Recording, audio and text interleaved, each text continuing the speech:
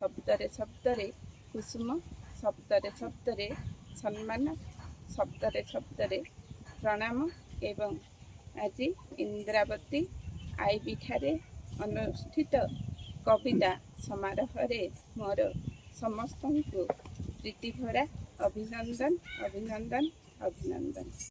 আজি এই কার্যক্রম সাহিত্যের রোমন্থন এই সুন্দর ইন্দ্রাবতী তটর পরিবেশ এই কার্যক্রমর মুখ্য অতিথি হিসাবে শ্রী বীরঞ্চ নারায়ণ দরবান স্যার কবিতা সংকলক ভাবে যে পরিচিত এবং এক উত্তম আডমিনিস্ট্রেটর ভাবে মধ্য গৌরব অর্জন করেছেন।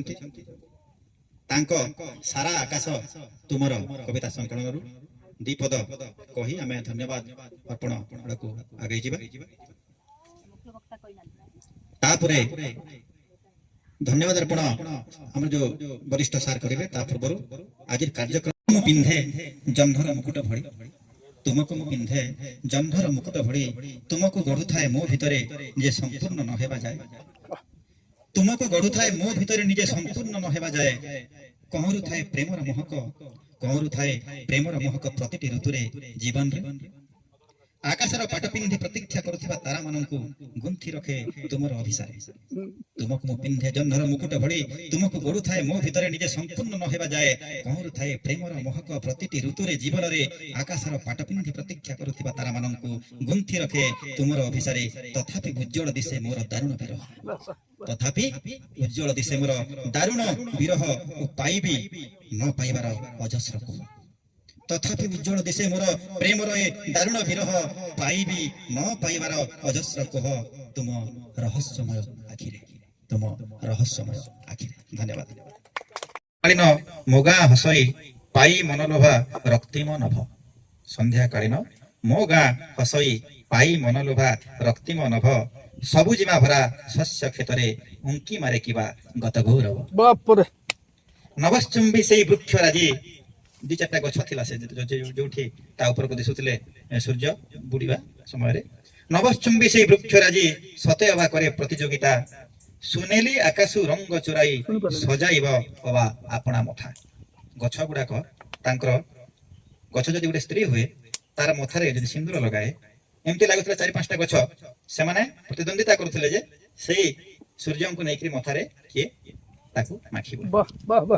ତ ନଭଶ୍ଚୁମ୍ବୀ ସେଇ ବୃକ୍ଷ ରାଜି ସତେ ଅବା କରେ ପ୍ରତିଯୋଗିତା ସୁନେଲି ଆକାଶୁ ରଙ୍ଗ ଚୋରାଇ ସଜାଇବ ଅବା ଆପଣା ମଥା ମାଟିଆ ପାହାଡ ବୁକୁରେ ସତେକି ପ୍ରସ୍ଫୁଟିତ ଏକ ସ୍ୱର୍ଣ୍ଣ କମଳ ସେ ସୂର୍ଯ୍ୟ ମାଟିଆ ପାହାଡ ବୁକୁରେ ସତେକି ପ୍ରସ୍ଫୁଟିତ ଏକ ସ୍ୱର୍ଣ୍ଣ କମଳ ଶ୍ରୁତି ରାଜି ସବୁ ମନେ ଉଙ୍କି ମାରେ ବିଗତ ଦିନର ଗୋଧୂଳି ବେଳ। ଠିକ ଲେଖିଛି ଗୋଧୂଳି। ଇନ୍ଦ୍ରାବତୀ କୃପା ଲଭି ମା ମାଟି ସ୍ୱର୍ଣ୍ଣ ଶସ୍ୟେ ଗ୍ରାମ ବୁକୁ ଭୂଷିତ ଆପଣଙ୍କର ଦୟା ଇନ୍ଦ୍ରାବତୀ କୃପା ଲଭି ମା ମାଟି ସ୍ୱର୍ଣ୍ଣ ଶସ୍ୟେ ଗ୍ରାମ ବୁକୁ ଭୂଷିତ ଭୋକର ଭୂଗୋଳ ନାହିଁ କଳାହାଣ୍ଡି ଧାନ୍ୟ ଉପାର୍ଜନ ଏବେ ପ୍ରସିଦ୍ଧ ଭୋକର ଭୂଗୋଳ ନାହିଁ କଳାହାଣ୍ଡି ଧାନ୍ୟ ଉପାର୍ଜନ ଏବେ ପ୍ରସିଦ୍ଧ ମନେ ପକାଉଛି ଗ୍ରାମ୍ୟ ଇତିହାସ ଦଶନ୍ଧି ତଳର ସେ ପରିବେଶ ବିହଙ୍ଗ କାକଳି ପାହାନ୍ତା ପ୍ରହରୁ ଗାଈ ଗୋଠରୁ ଯେ ଗାଧୁଆ ତୁଠ ସକାଳୁ ଉଠିଲା ବେଳେ ମନେ ପଡୁଛି ତମମାନେ ନିଜ ଗାଁରେ ଯେ ଯାଇକି ରହ ଛୋଟ ଛୋଟ ଗାଁରେ ନିଜ ଗାଁ ଯଦି ଥିବ ତମର ଆଉ ବେଶୀ ସେଠି ସଭ୍ୟତା ନଥିବ ମାନେ କଳକାରଖାନା ଏସବୁ ଶବ୍ଦ ବେଶୀ ନଥିବ ବୋଲି ତମେ ଜାଣିପାରିବ ସକାଳୁ ଉଠିଲା ବେଳେ ତମ ଘର ପାଖର ଗଛରେ ଯଦି ପକ୍ଷୀ ମାନଙ୍କର କାକଳି ବହୁତ ଶୁଣି ପାରୁଛ ତାହେଲେ ତମର ଗାଁ ଗାଁ ହେଇକିରି ଅଛି ସେଟା ଆମେ ଶୁଣିକିରି ହିଁ ଉଠୁଥିଲୁ ସକାଳୁ ପାହାନ୍ତା ପହରରୁ ସେଟା ଆବାଜ ଆସୁଥିଲା।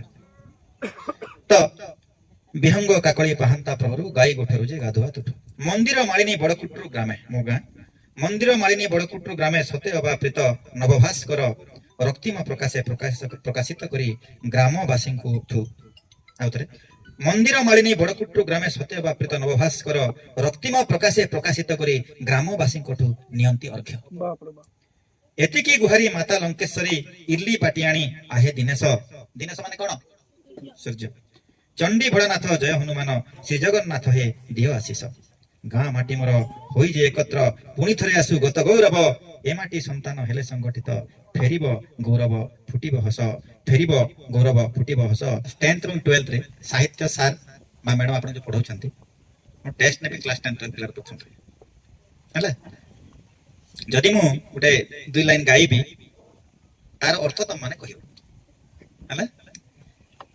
ଦେଖରେ ନଳିନୀ ନଳିନୀ ନଳିନୀରେ ପୂରିତ ଭ୍ରମନ୍ତି ଭ୍ରମରେ ଭ୍ରମରେ ଭ୍ରମ ରଏ ଶୋଭିତ। ତାର ଅର୍ଥ ଜାଣିଛ କି? ଦେଖରେ ନଳିନୀ ନଳିନୀ ନଳିନୀରେ ପୂରିତ ଭ୍ରମନ୍ତି ଭ୍ରମରେ ଭ୍ରମରେ ଭ୍ରମର ଇ ଶୋଭିତ। କିଏ ଲେଖିଛନ୍ତି? କବି ସମ୍ରାଟ ଉପେନ୍ଦ୍ର ଭଞ୍ଜ। ତାଙ୍କ କଥା ଯଦି ମନେ ପକେଇବା ନାହିଁ ଆମେ କବି ସମ୍ମିଳନୀରେ ଅଧୁରା ରହିଯିବ। ଯେମିତି ଆରମ୍ଭ କରିଥିଲୁ, ବିଶ୍ୱ ଦେଖ ମଧୁମୟରେ ଜୀବନ, ବିଶ୍ୱ ଦେଖ ମଧୁମୟ, ମଧୁର ଝରଣ କରିବ ହରଣ, ତୋପାପ ମରଣ ଭୟରେ ଜୀବନ, ବିଶ୍ୱ ଦେଖ ମଧୁମୟ। କିଏ ଲେଖିଛନ୍ତି? କବି, ନେଚର କବି ନା କଣ? ପ୍ରକୃତି କବି ଗଙ୍ଗାଧର ମେହେର। ଠିକ ସେମିତି ଏଇ ଯୋଉ ଦେଖରେ ନଳିନୀ, ଏଟା କିଏ ଲେଖିଛନ୍ତି? ଉପେନ୍ଦ୍ର ଭଞ୍ଜ। ଲାବଣ୍ୟବତୀ ତାଙ୍କର ସଂକଳନରେ ସେ ଲେଖିଛନ୍ତି। ନଳିନୀ ବୋଲି ଗୋଟେ ଝିଅଟେ, ସୁନ୍ଦରୀ ଝିଅଟେ, ସେ ଗୋଟେ ପୋଖରୀରେ ପୁଷ୍କରିଣୀରେ ସେ ଗାଧେଇବା ପାଇଁ ଯାଇଛି। ଦେଖରେ ନଳିନୀ ନଳିନୀ ନଳିନୀରେ ପୂରିତ। ନଳିନୀ ମାନେ କଣ? ପୋଖରୀ, ପୁଷ୍କରିଣୀ। ନଳିନୀ ମାନେ କଣ? ପଦ୍ମ ନା କଇଁ? ନଳିନୀ ମାନେ ପଦ୍ମ ନା କଇଁ? ସେ ଯାହା ଅର୍ଥଟା ଦେଇଛନ୍ତି, କଇଁ କଇଁ କଇଁ ଫୁଲ ବୋଲି କହିଛନ୍ତି। କମଳ, ପଦ୍ମ ଏସବୁ ହେଲା ପଦ୍ମ ଫୁଲ। ଆଉ ଥରେ ଦେଖିଦେବେ, ଆଉ ମ୍ୟାଡମ କ୍ଲିୟର କରିଦେବେ। ସାହିତ୍ୟ ଏତେ ମତେ ଜଣା ନାହିଁ। 67 ପାଇଥିଲି 10th ରେ। ପିଲାମାନେ ଆପଣଙ୍କର 95 ପାଉଥିବେ, 97 ପାଉଥିବେ। ଆମ ବେଳକୁ 67 ବି ପାଖାପାଖି 90 ପାଖାପାଖି ଥିଲା। ତ ଏଟା ହେଲା ତାର ଅର୍ଥ। ଭ୍ରମନ୍ତି ଭ୍ରମରେ ଭ୍ରମରେ ଭ୍ରମରରେ ଶୋଭିତ। କଣ? ସେ ନଳିନୀ ବା କଇଁ ହଉ କି ପଦ୍ମ ଫୁଲ ହଉ, ସେ ଝିଅ ଗାଧେଇବାଟା ମାନେ ଯାହାବି ସେ ଝିଅ ପଦ୍ମ ପୋଖରୀରେ ମାନେ କଣ କଇଁ ପୁଷ୍କରିଣୀରେ ସେ ଫୁଲର ପୁଷ୍କରିଣୀରେ ଅଛି। ଭ୍ରମର ମଧ୍ୟ ସେ ଜାଣିପାରୁନି ଯେ ସେଟା ଫୁଲ ନା ଜଣେ ଲୋକଟେ। ବୁଝିପାରିଲ? ଅର୍ଥ ଗୁଡା କେମିତି ଥିଲା? କୋଉ ଅଳଙ୍କାର କିଏ କହିବ? କ୍ଲାସ 10 ଅଳଙ୍କାର ପଢା ହୁଏ। ଶ୍ଲେଷ ନା ଯମକ? ଯମକ। Very good. କ୍ଲାପ କର ତା ପାଇଁ, କ୍ଲାପ କର ଟିକେ। ଆଉ ଗୋଟେ କହିବି, ତାର ଅର୍ଥ ତମେ ଫେର ପୁଣି କହିବ। ବାବୁ ନାକ ସିରି ଦାନ ଯୋଗ୍ୟ ଜସାକୁ, ବିହର କାରଣ କର ଆଲିଙ୍ଗନକୁ। ଯେତେବେଳେ ଶ୍ରୀ ରାମଚନ୍ଦ୍ର ଲକ୍ଷ୍ମଣକୁ ଧରି ସୀତାଙ୍କୁ ଧରି ଜଙ୍ଗଲରେ ପଞ୍ଚବଟୀ ବନରେ କଣ କରୁଥିଲେ? ତାଙ୍କର ଅଭିଶପ୍ତ ଜୀବନ ପିତୃ ସତ୍ୟ ପାଳନ କରି ଯାଇଥିଲେ। ଠିକ ସେତିକି ବେଳେ ସେମାନେ ଗୋଟେ ସନ୍ଥର ବେଶରେ ସେମାନେ ବୁଲୁଥିଲେ। ସେ ରାଜା ଆଉ ନଥିଲେ। ସେ ତାଙ୍କୁ ଦେଖିଲା ବେଳକୁ କିଏ? ଶୂର୍ପଣଖା କଣ କରୁଥିଲା? ବିଚରଣ କଲା ବେଳେ ଅସୁରୁଣୀ ଦେଖିଥିଲା। କାହାକୁ? ଲକ୍ଷ୍ମଣକୁ ଦେଖିଥିଲା। ଆଉ ସେ ଗୋଟେ ଦାନବ, ସୁନ୍ଦରୀ ସ୍ତ୍ରୀର ରୂପ ରାମକୁ ଦେଖିଲା ଫାଷ୍ଟ। ତାପରେ ରାମଚନ୍ଦ୍ରଙ୍କୁ କହିଲା, ମୁଁ ଗୋଟେ ସୁନ୍ଦରୀ କନ୍ୟା, ଆଉ ମୁଁ ଆପଣଙ୍କୁ ବିବାହ କରିବାକୁ ଚାହୁଁଛି। ତାପରେ ରାମ କଣ କହିଲେ? ଜାଣିକିରି ମୁଁ ନିଜେ ବିବାହିତ, ତୁ ଯା ଏଇଠି। କଣ ଲାଇନଟା କଣ ଥିଲା? ଶବ୍ଦଟା କଣ ଥିଲା? ବାବୁ ନାକ ସିରି ଦାନ ଯୋଗ୍ୟ ଜସାକୁ, ବିହର କାନନ କର। ଏ ବାବୁରେ ଲକ୍ଷ୍ମଣ, ବାବୁ ନାକ ସିରି, ଏ ତାର ନାକ କେତେ ସୁନ୍ଦର ଦିଶୁଛି, ସୁନ୍ଦର ସ୍ତ୍ରୀଟେ।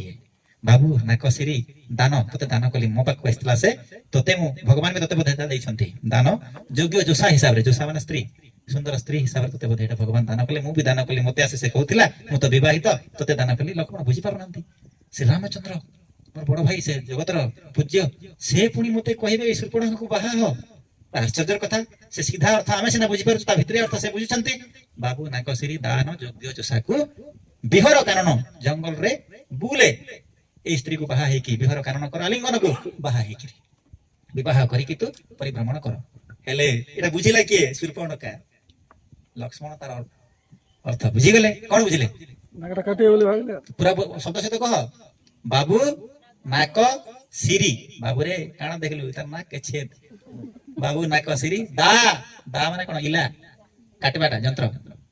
ବାବୁ ନାକ ସିରି ଦା ନ ଯୋଗ୍ୟ ଜୋସାକୁ, ଏ ମତେ ଆସିକି ସ୍ତ୍ରୀ କର ବୋଲଥିଲା, ଆଉ ତତେ ତୋ ପାଇଁ ବି ଯୋଗ୍ୟ ନୁହେଁ। ନ ଯୋଗ୍ୟ ଜୋସା, ଦା ମାନେ କାଟିବାଟା, ନ ଯୋଗ୍ୟ ଜୋସା। ବାବୁ ନାକ ସିରି ଦା ନ ଯୋଗ୍ୟ ଜୋସାକୁ, ବିହର କାନ, ପାରୁଛି ବୋଲେ କାନ କେବେ ଛିଡେଇ ଦେ। ବିହର କାନ ବିହର କାନ ନ କର ଆଲିଙ୍ଗନକୁ। ବୁଝିପାରିଲ? କେଡେ ବଡ କବି ସେ। ଆଜି ଏଇଭଳିଆ କବିତା କିଏ ଗାଇଥିଲେ ଆମର ସାମ୍ନାରେ? ପ୍ରଭଞ୍ଜନ ଆଜ୍ଞା। ତାଙ୍କର କବିତା ବି ଟିକେ ଥିଲା, ଦମ ଥିଲା ସେଥିରେ। ଅବଶ୍ୟ ସେଥିରେ ପ୍ରଶାସନକୁ ବି ମଝିରେ ଆସିକି ଛନ୍ଦି ଦେଇଥିଲେ। ବାଲି ନିଆ ହଉଛି, ପଥର କଟା ହଉଛି, ଯାହା ଆମେ ତହସିଲଦାର ଆମେ ଘର ବନଉଛୁ, ବାଲି ବି ନେବୁ, ପଥର ବି ନେବୁ, ଆମେ ଇଟା ବି ନେବୁ। ଆମେ ତହସିଲଦାର ନାହୁଁ ଆଜି। ହେଲା ତ এই পার্টটা কাটি দেবে ঠিক আছে কবি কিছু भी কই পারে মু কইবা কথা এই যে কবিଙ୍କର লেখাটা তার অন্তর মর্ম থাকে এটা মধ্যে কি অলঙ্কার কি কইব ঠিক কইছো অনুপ্রাস অলঙ্কার ঠিক সমাস অলঙ্କାର এগুলা ন জানলে তুমি সাহিত্যর কিছু